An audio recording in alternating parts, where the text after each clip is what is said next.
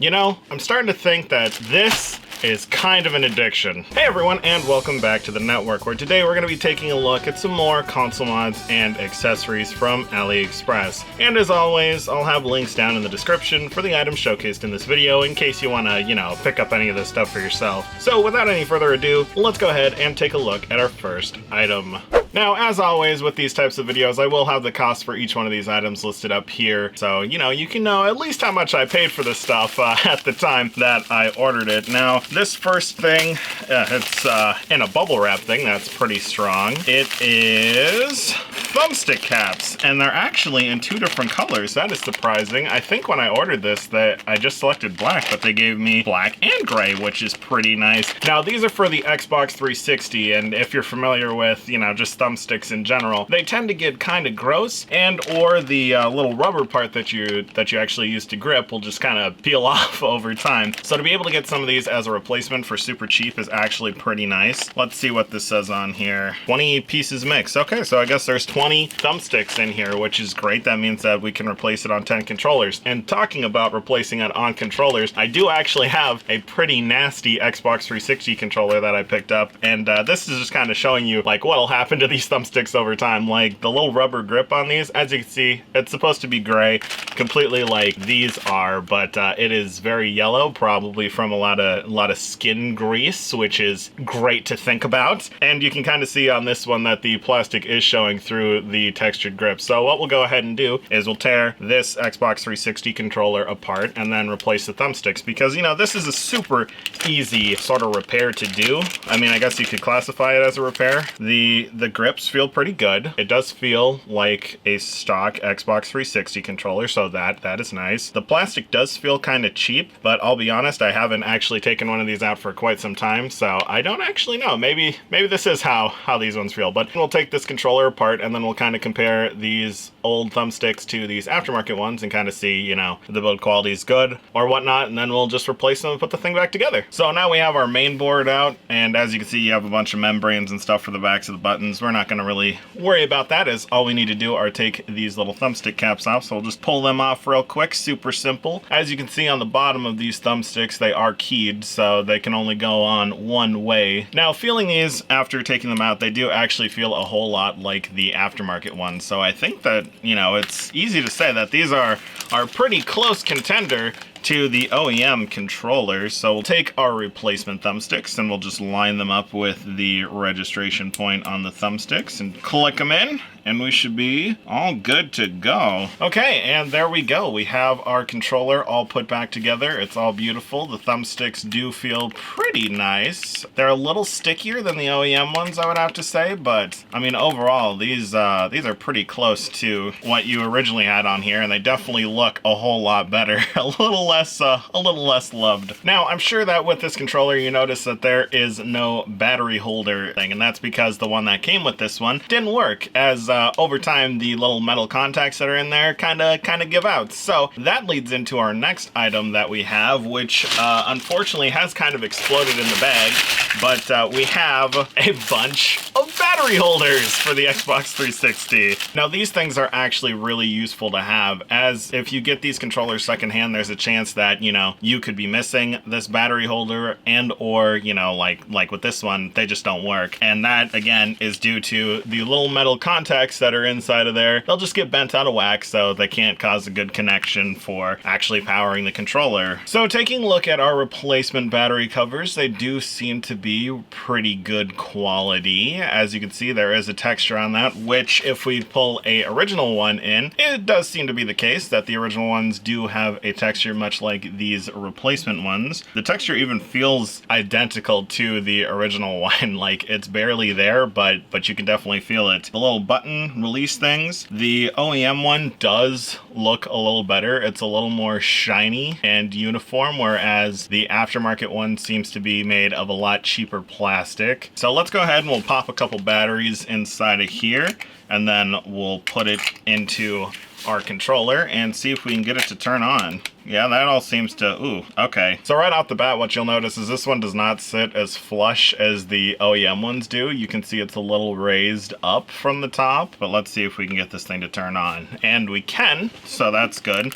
Clicking the buttons and everything seems to be alright. Syncing it, that seems to work. So overall, getting these in a pinch, you know, for $3 getting 10 of them, it's not the worst thing in the world. Definitely, it's cheaper than the OEM ones, but if you don't want to try to track one of those down, you could use, you know, one of these replacement battery covers. With that, let's go ahead and take a look at our next item. Alright, so taking a look at our next item, we have a nice cute little package. Let's see what is inside of here. Oh, okay, so apparently the glue is extremely strong too. We might actually have to get a pair of scissors to open this one. Alright, here we go, and we have the Fabled Wii To HDMI adapter. Now, my history with these things have been kind of a hit or a miss. I like the friends that I have, they have some of these and theirs work pretty good, but every time I bought one of these from Amazon, they just underperform, like when compared to either Wii component cables, and they just work so much better that I've always had like weird inconsistencies. Like I've ordered 4 of these once, and either the picture quality was crap or there was one that had like weird red lines that kept going through it. So when I saw this thing on AliExpress, I was like, all right, let's get the AliExpress version. Not that there's much of a difference between this and Amazon, but we'll see if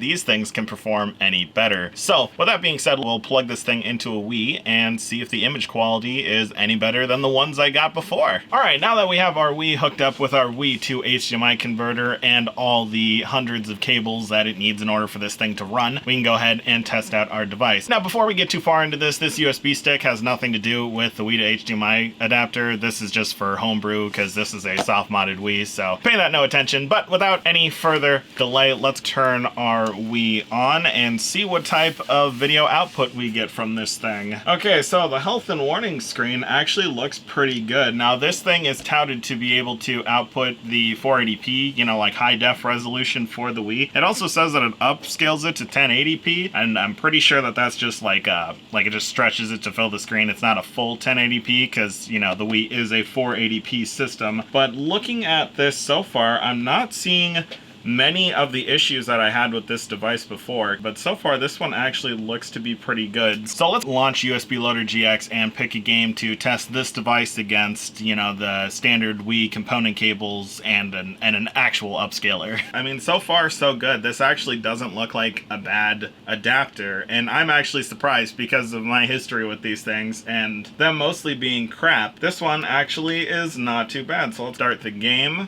Yeah. I mean, this actually doesn't look that bad. I'm actually pleasantly surprised. To think, you know, and the ones that you get off of Amazon, they cost a lot more. Like, they're $10 in comparison to this one, which I believe it was like $2 or maybe $1.97, somewhere around there. It was definitely under $3. So I'm gonna go ahead and throw up on the screen some of the footage of this game from the HD Retrovision cables connected to a RetroTink 5X, so that you can get a little bit of a comparison as to how the, you know, the Wii to HDMI cable performs when put up against the more expensive option. But yeah, this device actually does work pretty well, I would have to say. For it being a whole $2, I would definitely recommend that. But with that being said, let's take a look at our next item. So the next item was supposed to be this PS2 to HDMI, you know, converter to kind of go alongside with the Wii to HDMI converter or adapter. However, when I got this thing, as you can see, it does say PS2 to HDMI or HDMI to PS2, but when you turn this thing over, that is not a PS2 to HDMI adapter. Unfortunately, it looks like they did send me the wrong item, as this is a SD card adapter for a PC. So this was more so supposed to be kind of like a PSA, just to, you know, be careful with AliExpress, as you know, you're not 100% sure what you're gonna get, so definitely look at the review photos if an item has them, and just verify that you are gonna get, you know, most likely the correct item. But with that being said, let's go ahead and take a look at our last item. Alright, and last off, we have a relatively large package, and this one most likely was the title of this video, and that being then unassuming box, I guess. So I'm not gonna lie, I actually thought this thing was gonna have a little more branding on it, but we have a Super Nintendo FlashCart, and as you can see, it says SNES/Super Famicom Flashmaster Quick Start Guide. Now, this thing was, you know, a whopping $12, and when you see these Super Nintendo FlashCarts, they normally go for, you know, like 80 to 100, especially if you're going from Cricks, but, you know, know, seeing one of these things on AliExpress for literally like $12, I was just like, I have to get this and see what this is all about. So as I said before, it does say, you know, Super Nintendo / Famicom Flash Maker Quick Start Guide. If we open it up, it has the Flash Master menu in our quick start instructions, how to start a game, how to make a TF game card, and basic troubleshooting and frequently asked questions. This product comes with an 8GB SD memory card, which can be used right out of the box, so that's pretty cool. So my guess is that this thing does have a decent amount of games preloaded on it. Let's see, how to start a game. This is pretty standard with, you know, most flash carts. If you've ever had one before, I'll just hold this still so that in case you do want to see this, you can go ahead and pause to take a look. Now, the thing that is, you know, fascinating with these Super Nintendo flash carts is not all of them are built the same.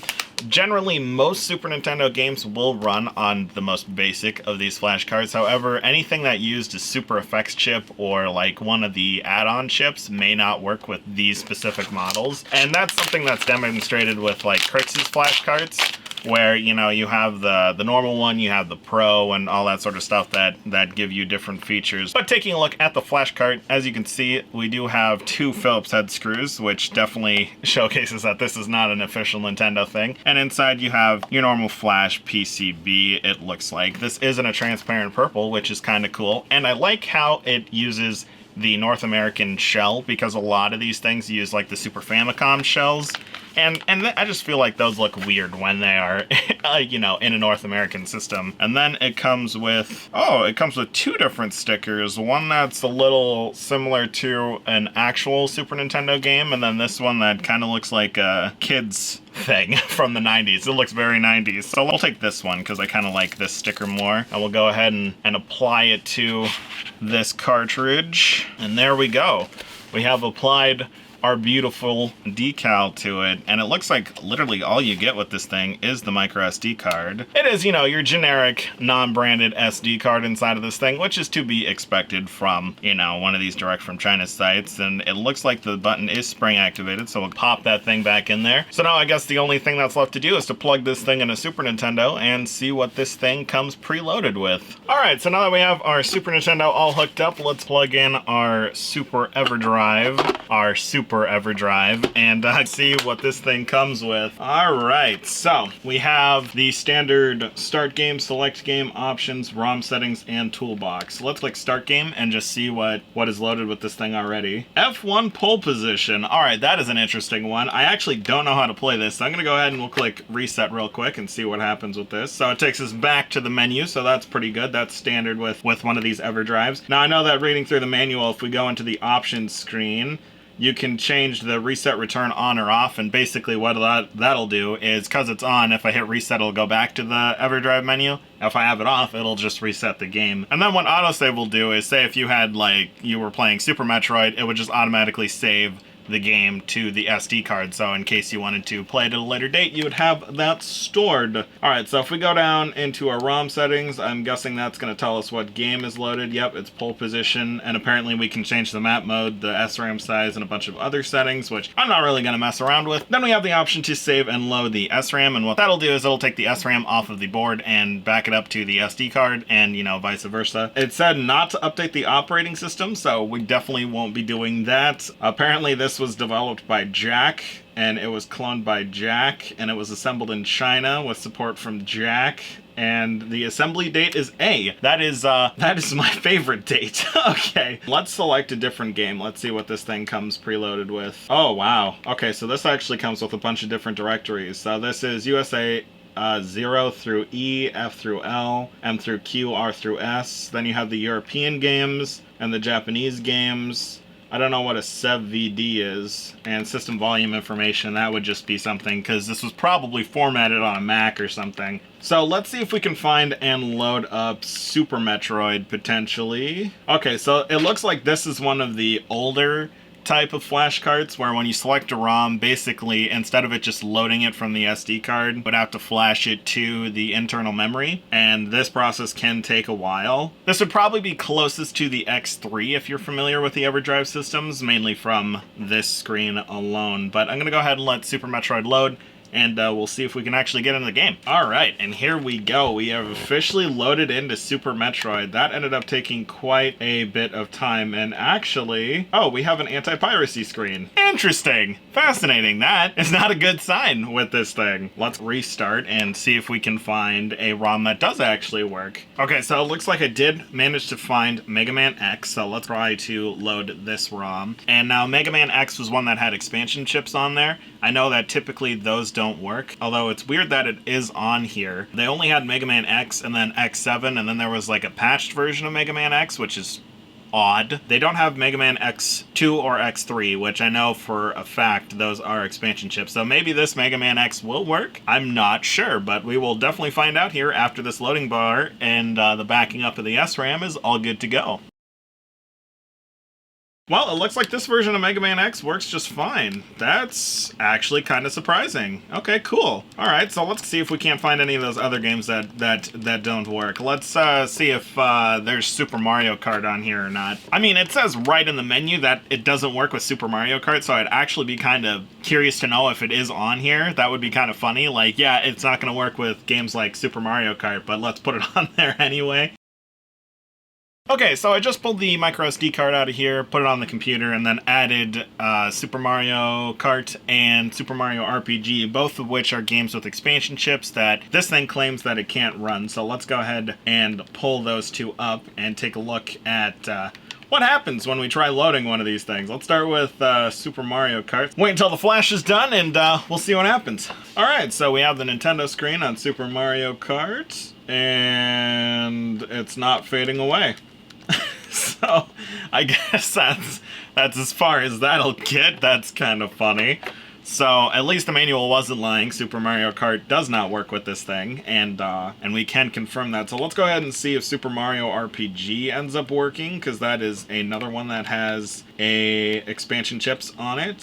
So we'll just click on Super Mario RPG. Now, a common thing that'll happen with games that typically aren't supported with flash cards like this is either, in the case of Super Mario Kart, it'll just freeze when it tries to load, or you'll just get a black screen. So, you know, it's a hit or a miss on what'll happen, but let's see if Super Mario RPG does anything. I mean, we have a black screen and just a black screen. So yeah, it does definitely look like this thing does not work with any sort of expansion chip ROM, so that is definitely unfortunate. Overall, this Super EverDrive, it's pretty much what you would get with the Super EverDrive like X3 for the Super Nintendo. Really slow load times, certain games don't work, and the fact that it comes with a bunch of stuff preloaded on it is pretty cool. Again, this thing was only like $12, so that's actually pretty impressive for that. But let's go ahead and pick this Super Nintendo up, get everything teared down, then we'll come back to the table and do our final thoughts. So overall, I would definitely say that this haul from AliExpress was actually pretty good. You know, everything seemed to work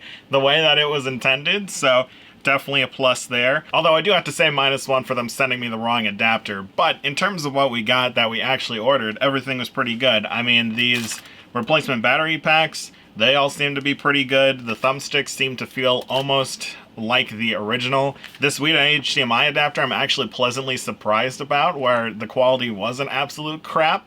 So that's pretty good. And then this Super EverDrive, again, for $12 in an EverDrive, like baseline for these knockoffs, normally they're like 20, 30 bucks. So for 12 bucks, this actually isn't that bad. In terms of its longevity, you know, we should definitely call that into question, but you know, at least for now, it seems to work. So with that, thank you guys so much for watching. If you enjoyed, remember to drop a like and make that subscribe button glow so that you don't miss any future content. But if you have anything specific that you want us to take a look at from like Temu, AliExpress, any of those, go ahead and leave it down in the comments or send us a link on our official Discord server, and we can definitely take a look at that in a future video. But for now, that's just about it, so I'll see you in the next one.